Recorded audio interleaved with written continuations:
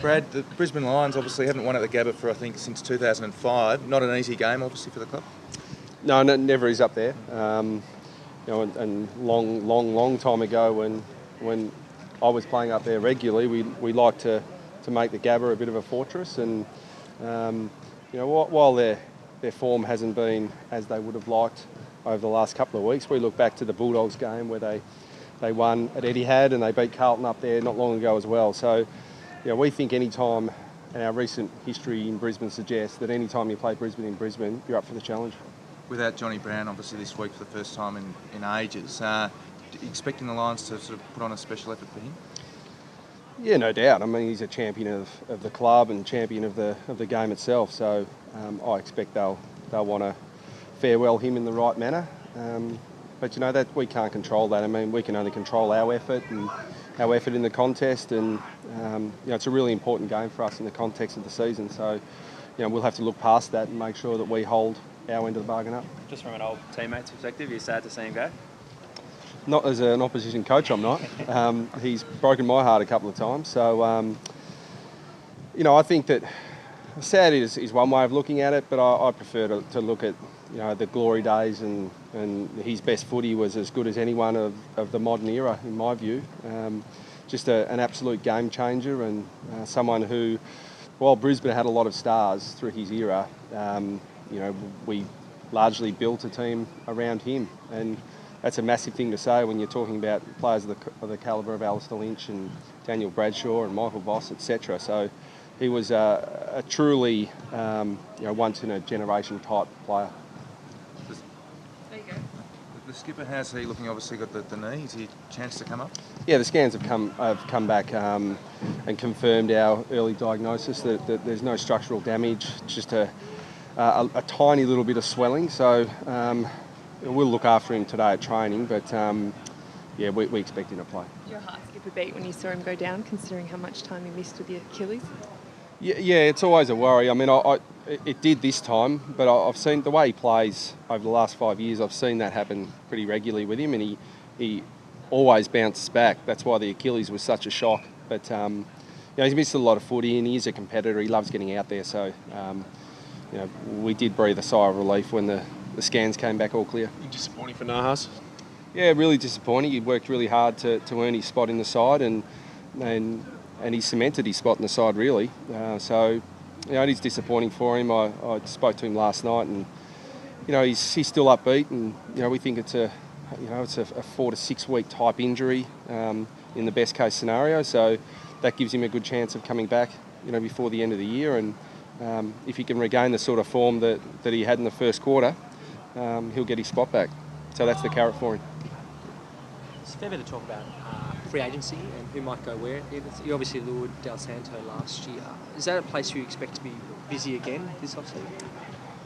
We'll do our due diligence on all the available free agents, and we were a little bit creative with Del Santo last year, and that was a terrific coup for the football club to pull that one off. But I think a win-win for both St Kilda and North. So we'll certainly have a look at what's available, but it's a really tough situation to be in because you can't really do anything until the end of the year. So we'll just keep doing our list management and keep looking what's available and keep looking to improve our list. Could the forward mix change again this week? Robbie Tarrant missed. Majak Daw had a good game in the twos, and Ben Brown did some impressive things up forward as well. Yeah, Ben Brown will hold his spot. I mean, we thought he was terrific. I think that in terms of his output, he'll only get better from this point.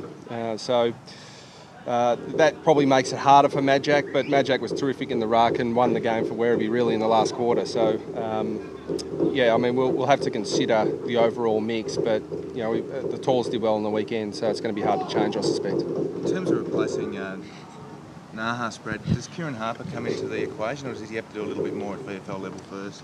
No, he definitely comes into the equation, and Taylor Garner's the other one who we think's not far away, who plays a similar position. We'd like to see Kieran.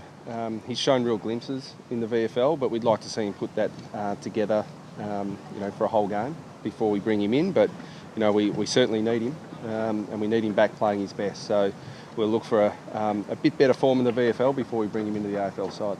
Kane Turner, is he a chance of being elevated soon? Yeah, well, he hasn't surprised our coaching staff because his pre-season form is just fantastic. But if you look at him in the flesh, he looks more like Damien Oliver than he does, an AFL footballer.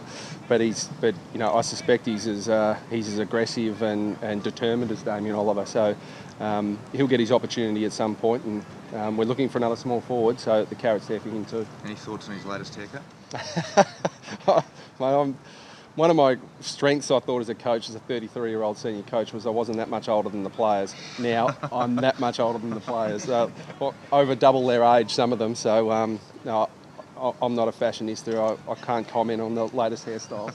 Are you any clearer about the goal review system after the AFL's explanation on Monday?